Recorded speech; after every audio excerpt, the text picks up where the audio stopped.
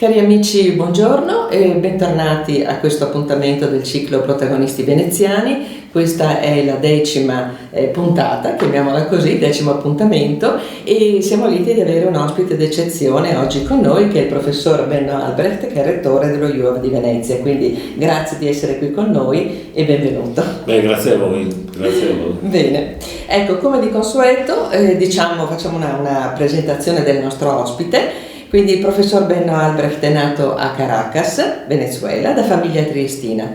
Si è laureato allo UAV e ha ricevuto premi di architettura per le opere e i progetti realizzati. Ha vinto concorsi di progettazione nazionali e internazionali. Ha collaborato alla redazione di numerosi piani regolatori, tra cui quello vigente a Venezia.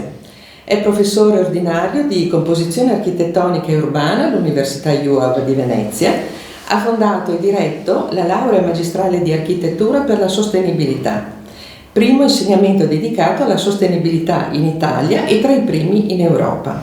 Le sue principali aree di progetto e ricerca sono la sostenibilità e il patrimonio urbano. È co-direttore del Centro Internazionale EPIC sulle città resilienti e sulla ricostruzione.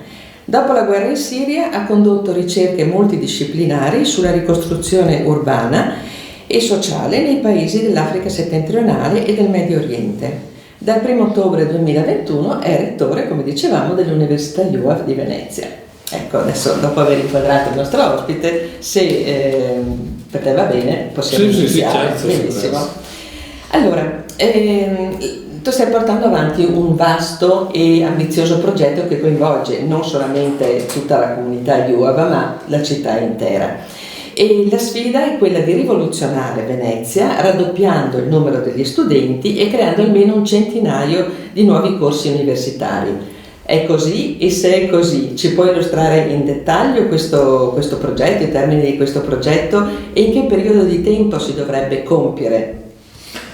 Allora, il progetto in realtà, lo scopo di questo progetto in realtà è quello di riuscire ad avere, un terzo filone economico per la città che è basato sulla conoscenza, e perciò tentare di ripopolare o dare nuovo vigore alla città.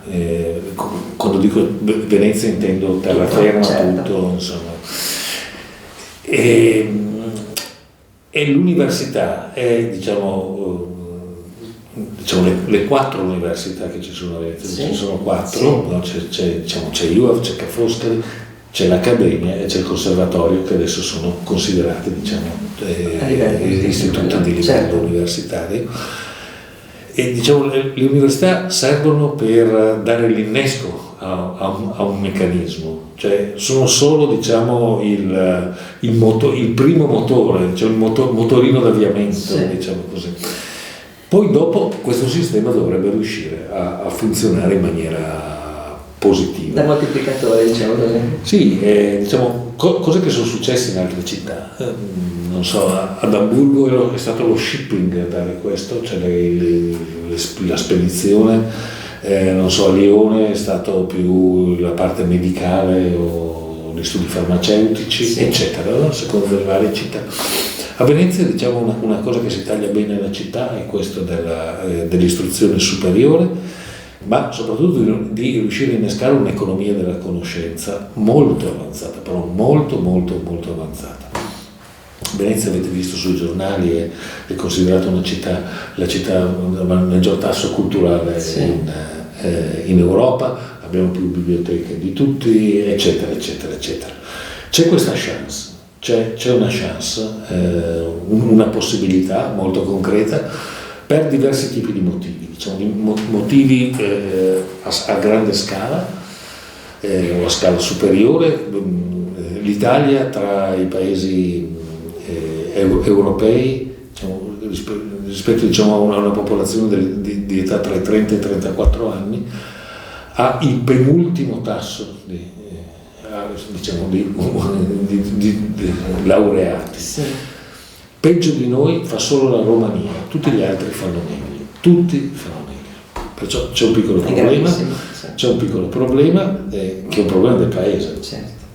All'interno di questo problema del paese, che il paese dovrà rispondere in qualche modo, perché noi non abbiamo, do questa notizia, non abbiamo petrolio, non abbiamo diamanti, non abbiamo oro, diciamo così, non abbiamo queste cose qui, l'unica cosa che abbiamo è intelligenza e dobbiamo investire sull'intelligenza, ma se va avanti così non investiamo e perciò c'è un problema di tipo nazionale di questo. All'interno di questo uno può pensare, ma il Veneto è messo meglio. No, il Veneto è messo peggio della Sardegna, molto sotto la media europea, e tra l'altro non tratteniamo neanche in Veneto i laureati, come forse avete visto. Sì.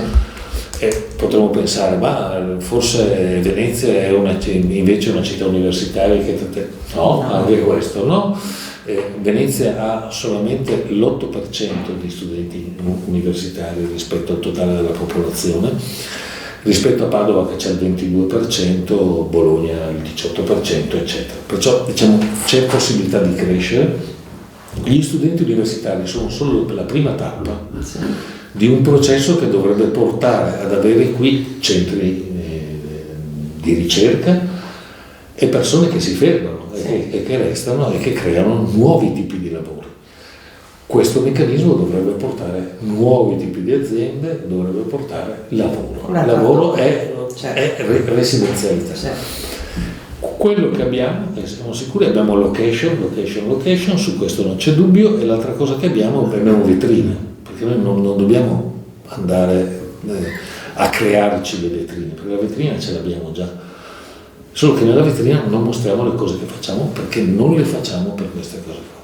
Perciò c'è una grande possibilità di miglioramento e soprattutto c'è una grande possibilità di, essendo i primi in Italia che investono su queste cose, di mettere il cappello sulla sedia su alcune cose.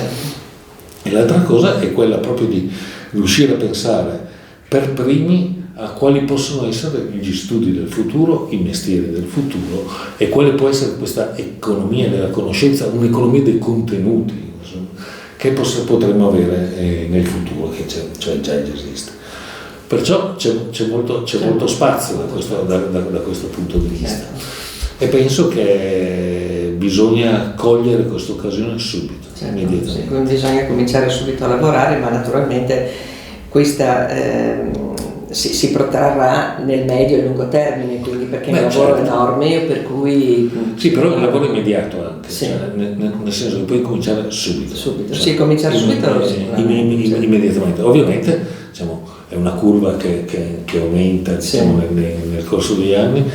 Noi facciamo delle previsioni a 10-20 anni di questa cosa qua, e questo dovrebbe innescare quando a regime un indotto molto forte per la città, molto forte per la città, e questo dovrebbe riuscire a dare una terza economia, cioè la prima quella del turismo, la seconda quella dell'industria in termini generali, una terza economia della conoscenza, un'economia molto più stabile delle altre, che hanno degli alti e bassi, e che man mano che cresce dovrebbe funzionare come stabilizzatore della città. Bene.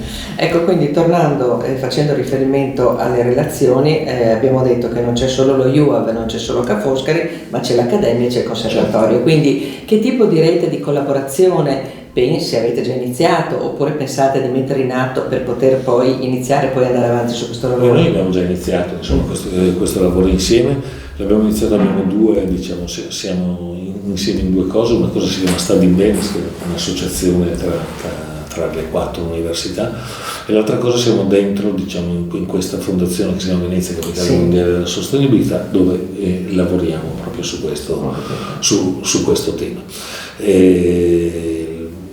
Non c'è bisogno di grande organizzazione così, perché abbiamo praticamente già tutto, insomma. L'unica cosa, si tratta di indirizzare gli sforzi verso un obiettivo, o quantomeno avere chiaro qual è un obiettivo generale. Cioè è abbastanza semplice. Ecco, che impatto avrà questo progetto sulla popolazione di Venezia? E naturalmente l'altissimo numero di studenti che si prevede arrivi qui impatterà su una città che è fragile e che ha già delle sue particolarità, quindi i cittadini verranno preparati a questi arrivi, a questi sviluppo di questo termine? Beh, l'impatto deve essere un impatto economico estremamente positivo. Adesso dai nostri calcoli più o meno dovrebbe essere più o meno un miliardo all'anno di indotto. Tenete conto che prima della pandemia c'è chi faceva i calcoli sul PIL di Venezia che erano 4 miliardi e mezzo, 6 miliardi a seconda come venivano contati, perciò è molto. E questo dovrebbe portare poi un indotto molto forte anche in termini di ricadute di altro tipo, nel senso di effetto di trascinamento di posti di lavoro, aziende, cose che non sono direttamente, questo è solo legato all'università. Certo. Poi c'è tutto il resto, insomma, che riesce a portarsi dietro. Perciò la ricaduta, se non si fanno, insomma, devono essere estremamente positive. Un investimento di questo genere è compatibile anche con un'economia del turismo, che questo è molto importante sia nel centro storico sia in terraferma, e dovrebbe riuscire a portare un miglioramento sia nei collegamenti tra centro storico e terraferma, perché ovviamente bisogna tentare di portare sempre più vicino le due teste che potrebbero essere a Santa Marta e via Torino, insomma, perché sono già vocate per questo, hanno già funzioni universitarie, e poi potrebbe servire a migliorare tutta una serie di spazi intorno, insomma, i parchi, penso Forte Marghera piuttosto che parchi. Sì, infatti la domanda successiva era, dato che questo progetto poi coinvolgerà Mestre e la terraferma, che tipo di beneficio potrebbe avere tutto questo territorio di terraferma con questo progetto, quindi il miglioramento magari dei trasporti, oppure attrazioni per i giovani anche dal punto di vista sia culturale che anche così, non dico ludico perché sono ragazzi, però comunque ci vuole un sistema che li accolga, dove loro si possano sentire a proprio agio, dove magari auspicabilmente restino. Sì, certo. Se ci sono investimenti le cose sono meglio per tutto, perché sono sempre denari che vengono distribuiti. La testa più dentro in terraferma potrebbe essere il parco della Bissuola, che potrebbe essere un parco della musica, eccetera, scendendo fino all'M9 e poi andare via Torino e poi andare verso Santa Marta, e poi da lì si dirama in tutto il centro storico con le strutture che già esistono. Certo. Dovrebbe, non è difficile pensare che ci siano ricadute in tutti i livelli, su tutti i livelli, soprattutto se questo qui riesce a innescare un meccanismo virtuoso, nel senso che studi molto avanzati portano a cultura molto avanzata, portano a lavoro molto avanzato, eccetera. E Venezia può essere questo, e può essere un centro che guarda ovviamente al Mediterraneo, riguarda al mare e entra in una relazione storica con questo bacino di utenza.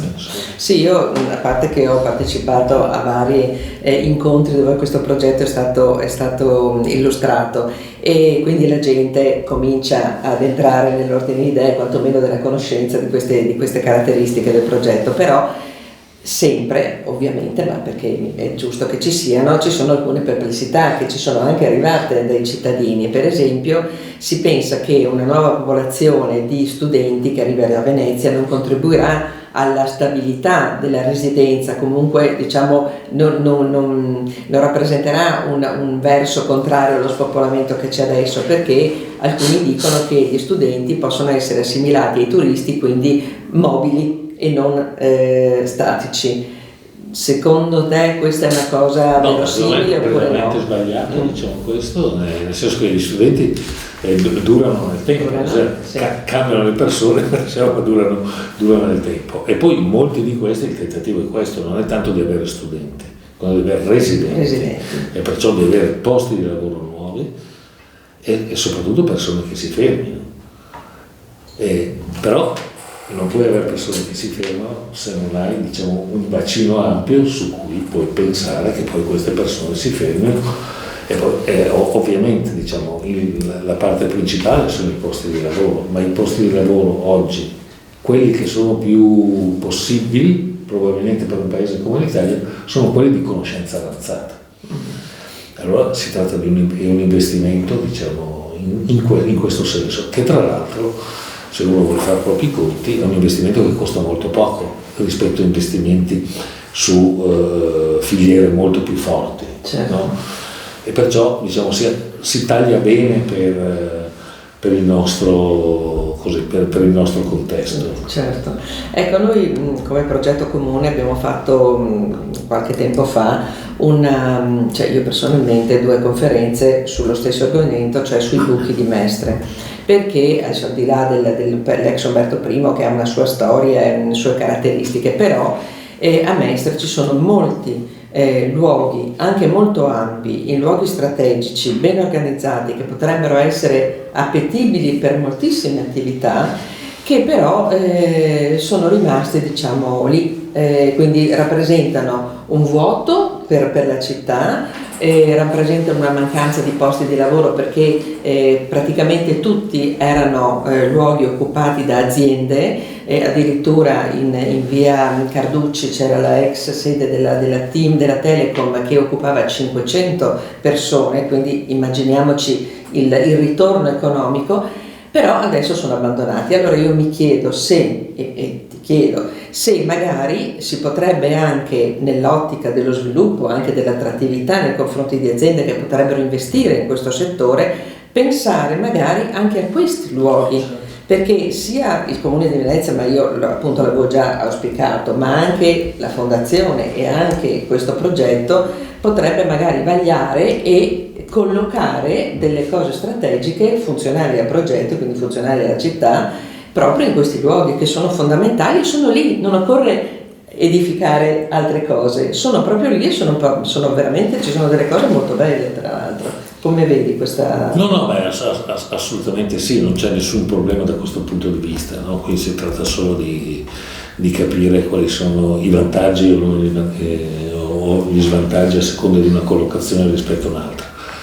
La nostra idea è quella anche di lavorare con l'amministrazione e dargli anche uno strumento, diciamo, di pianificazione nuovo, completamente nuovo, nel senso che non esiste sì. Cioè proprio nuovo. La prima pietra. Cioè nuovo, sì. Una cosa assolutamente nuova, che, diciamo così, è la possibilità di avere, diciamo, uno strumento parametrico che permetta di vagliare un po' le diverse opzioni che possono esserci sulle diverse aree. Sì. Faccio un esempio: noi possiamo pensare a un progetto urbanistico come fosse una somma di tessere di un puzzle. Sì. Ognuna di queste tessere può assumere più funzioni, più forme, più diverse quantità. Facciamo finta che siano 3 ciascuna. Se sono 20 per 3 fa 60, ma diventano combinazioni di queste, aumentano, diciamo, in termini esponenziali. Come si fa a valutare, tentare di valutare qual è la migliore scelta per un'area rispetto a un'altra e quali conseguenze possono esserci per un'altra? Adesso, diciamo, con la programmazione di grandi numeri possiamo riuscire a tenere un risultato di questo genere, e perciò considero che io ho promesso che tento, diciamo, di fare questa cosa qua, che non è mai stata tentata, e di riuscire ad avere uno strumento parametrico che riesca a dare questo tipo di giudizi. Ovviamente c'è degli input, gli input si possono anche cambiare nel corso del tempo, sono variabili, e perciò, diciamo, questo gioco di bilanciamento si riesce a fare. Perciò io penso che qualsiasi cosa che noi facciamo da adesso in avanti deve essere fatta deve essere fatta al massimo. Al massimo. Certo.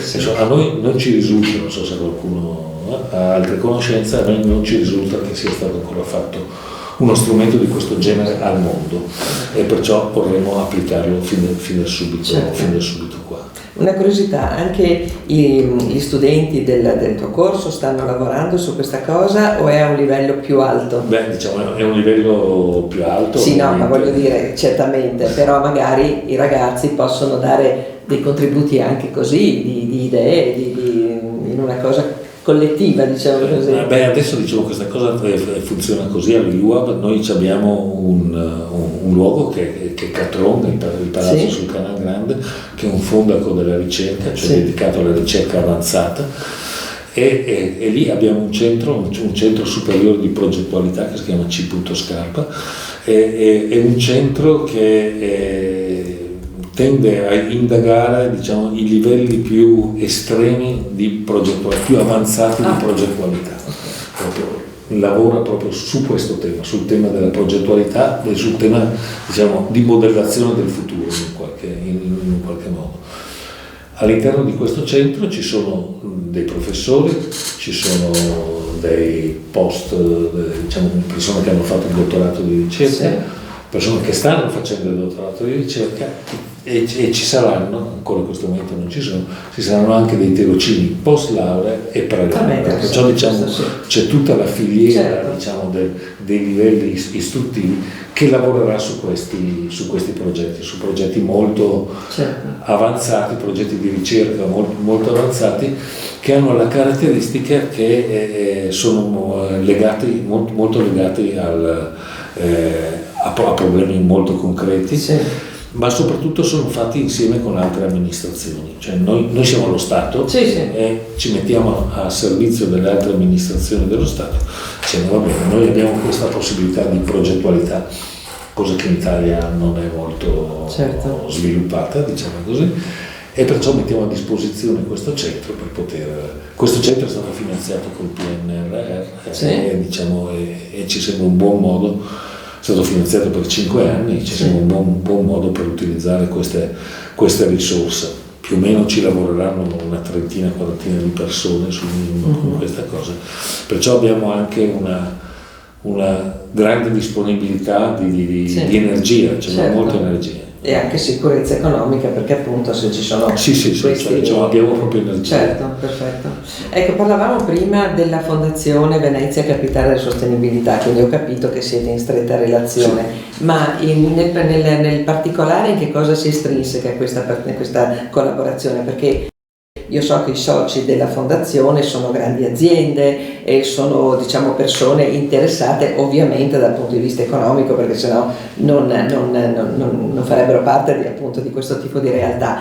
Ma comunque nel concreto, che tipo di rapporto avete a questo progetto, avete voi con la fondazione? Beh, la fondazione innanzitutto è stata, il presidente della fondazione è stato nominato dalla presidenza del Consiglio, perciò diciamo, è una cosa che ha queste caratteristiche, in cui appunto è stato nominato Renato Brunetta. I vicepresidenti sono Brugnano e Zaia, perciò diciamo è il pubblico, diciamo così, no? In cui partecipano tutte le maggiori istituzioni della città. Con la fondazione abbiamo discusso fin da subito questo progetto, anzi questo progetto nasce anche grazie alla fondazione, anche grazie alla possibilità soprattutto di avere un tavolo di discussione comune su cui confrontarsi fin da subito su questo tipo di progetto. Il 10 marzo scorso abbiamo fatto una grande riunione plenaria con tutti gli stakeholders della fondazione. Ma è venuto anche il ministro, Anna Maria Bernini, ministro dell'Università e della Ricerca, con la direttrice generale del Ministero, dicendo che sono d'accordo su questo progetto, che appoggiano, che vogliono essere partecipi, diciamo, a questo progetto.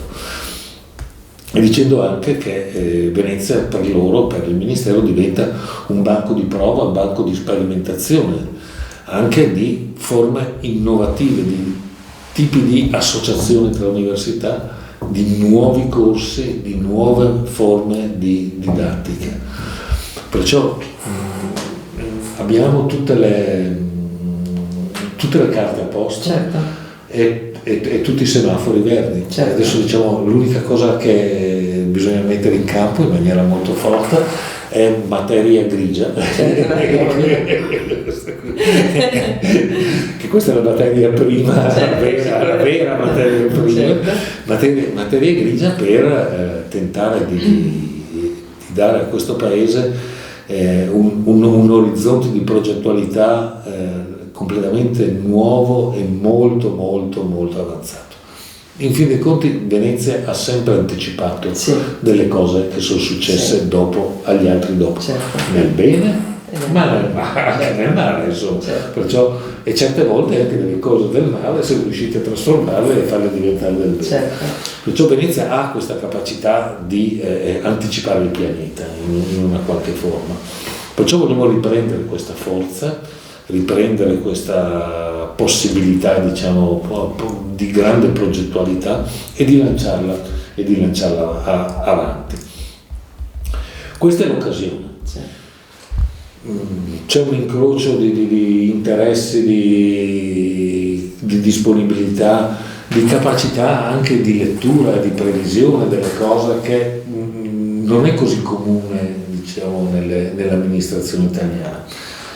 Il sindaco è un laureato IUAV, perciò diciamo e ha questa capacità di vedere, diciamo, i progetti avanti. Renato Brunetti è stato docente IUAV, no? Si gioca in famiglia. Si gioca un po' in famiglia, diciamo così. Però diciamo che c'è questa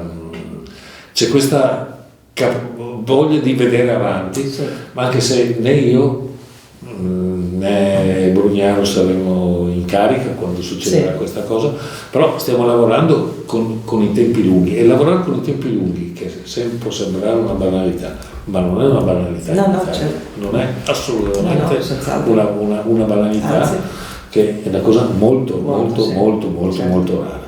E perciò, diciamo, ci sono queste condizioni che sono buone, sembrano dare. Poi certo, ci sono i problemi italici, non è vero che lo stellone ci salva sempre, c'è un problema anche della città che tende magari a impantanare alcune cose. Ecco, allora io su questo vorrei proprio intervenire anche per chiudere, diciamo, questa conversazione molto piacevole. Allora, noi parliamo per la città, rappresentiamo i cittadini che si rivolgono a noi, come dicevamo prima, e abbiamo parlato di tutti, abbiamo parlato di università, abbiamo parlato di istituzioni, abbiamo parlato della fondazione, abbiamo parlato di elementi grandi che ci stanno lavorando. Manca un attore, cioè mancano i cittadini. Allora, noi abbiamo l'esperienza dell'M9 che ci è stata calata dall'alto, che solo adesso, con la nuova presidenza del professor Bogliesi, comincia a mettere veramente le radici in città. Però ci sono stati anni e anni di mancata digeribilità di questo progetto. Perché? Perché quel progetto lì non era stato, non dico concordato, ma neanche discusso con la città. Allora, dato che questo è un progetto bellissimo, però, come dicevamo prima, di grande impatto sulla città, io mi sentirei, a nome dei cittadini non solo di Mestre ma anche di Venezia, di far intervenire questo attore, cioè nel senso di non comunicare solamente quello che si vuole fare e quello che man mano verrà fatto, ma anche renderlo partecipe, perché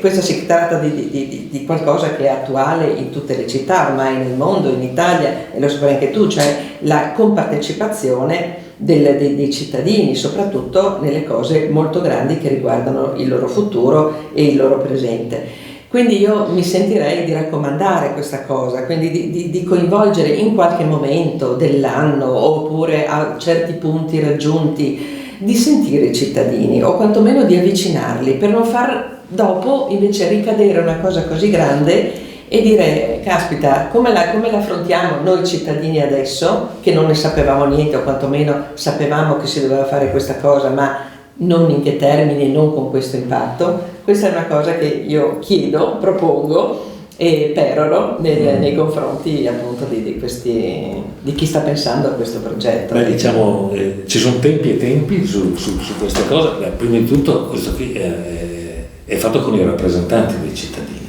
cioè, perciò diciamo tutti i rappresentanti che sono stati eletti in varie forme, in tutte le loro forme possibili, diciamo, nel gioco, diciamo, di rappresentanza democratica, sono dentro e stanno discutendo di questa cosa, perciò questo è così. Un'altra cosa è invece riuscire a avere coinvolgimento, ecco, su progetti di questo tipo. L'Italia non ha strutture diciamo di rappresentanza democratica che permettano passaggi di questo tipo. Faccio un esempio. Sì. Io avevo partecipato al concorso per il nuovo Parlamento di Berlino. Sì.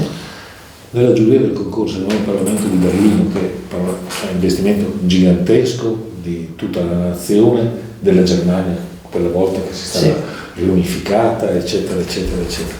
C'era dentro studiosi di certo livello, politici, c'era il consiglio di quartiere di quel quartiere,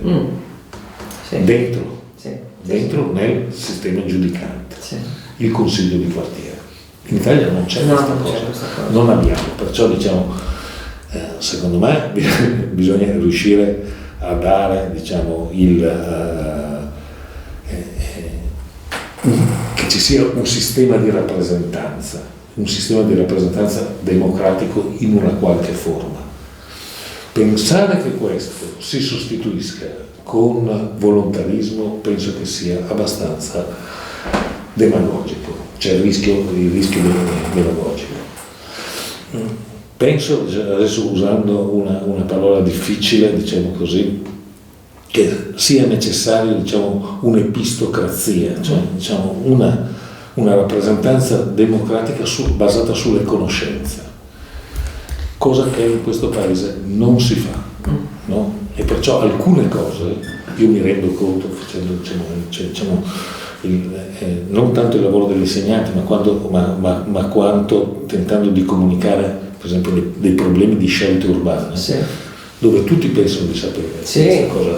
Siamo tutti direttori tecnici, direttori architetti, tutti ministri. Tutti architetti, no? Certo. Nazionale. Certamente, è uno sport nazionale.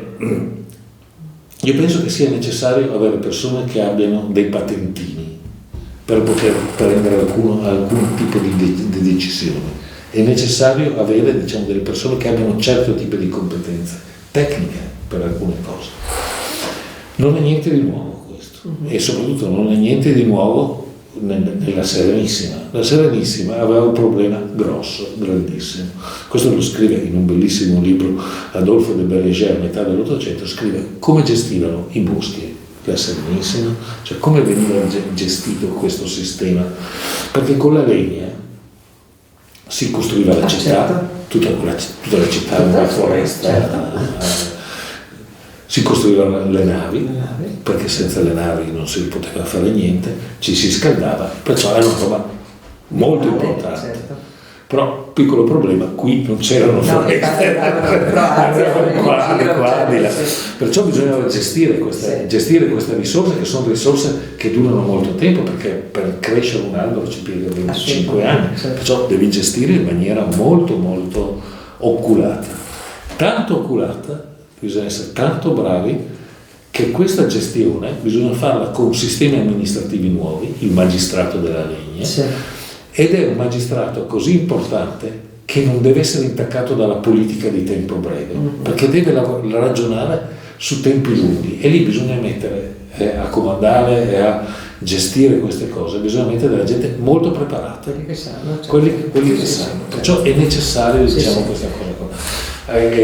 Con la demagogia non si gestiscono le cose. Ma io non intendevo il fatto che i cittadini debbano sostituirsi, dico solamente che l'informazione puntuale e il coinvolgimento quantomeno sul fatto di informazione sono fondamentali. Non c'è dubbio. Cioè non si può lasciare la popolazione, ovviamente. Ma su questo non c'è dubbio, non c'è dubbio alcuno, e questo fa parte, diciamo, di una trasparenza delle decisioni che vengono prese così. Però è necessario, io penso sempre di più, mi sono convinto sempre di più che è necessario avere un sistema di decisione tecnico molto forte, che poi possa essere valutato, diciamo, e perciò separare i tempi. Certo. I tempi del territorio non sono i tempi della politica, No. sono tempi diversi. La politica ha dei tempi troppo veloci, cioè molto veloci, rispetto ai tempi delle trasformazioni che invece sono lunghe. Certo. E dobbiamo riuscire a separare in qualche forma questi piani. Quello che noi come IUA stiamo tentando, diciamo, è questo, diciamo, di proporre noi, metterci noi in campo, diciamo, come tecnici e come partecipanti a una comunità civile dal punto di vista dello Stato, di dire va bene, tentiamo di dare il nostro contributo nel luogo dove siamo per tentare di avere almeno un registro di tempo più lungo rispetto a delle cose che possono accadere in tempo più lungo. Quindi diciamo che questo incontro di oggi, che direi, diciamo, di chiudere qui perché è stato molto esauriente, ci ha dato la misura di quello che verrà, tanto che è stato deciso, che è stato ideato, che è stato approvato a tutti i livelli, e anche del fatto che si stia iniziando in modo tangibile a fare questo grande lavoro.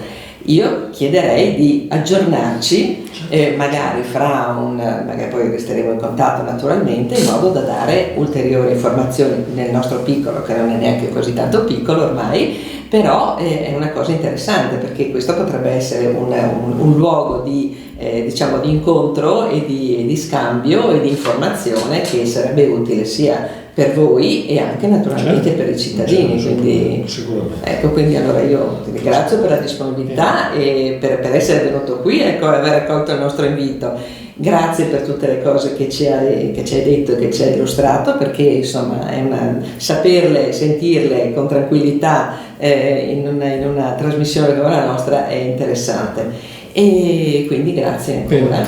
Grazie a voi, grazie. Bene, allora noi ci risentiamo e ci rivediamo la prossima settimana con l'ultimo appuntamento di questa serie, e quindi vi do la buona sera e a presto.